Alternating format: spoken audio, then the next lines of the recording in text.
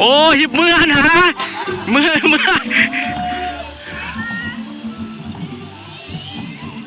มันก็ได้ไปเก่งๆห่วงนะไอ้ครึ่งฮะบ่แล้วแล้วอันนี้ซื้อมาปั้นภายในเข่งเอาซื้อว่ามันก็ไปของเขาโอ้ยมันก็เลยเนาะสวัสดีนายที่คนรับของเขาเนาะติดเอา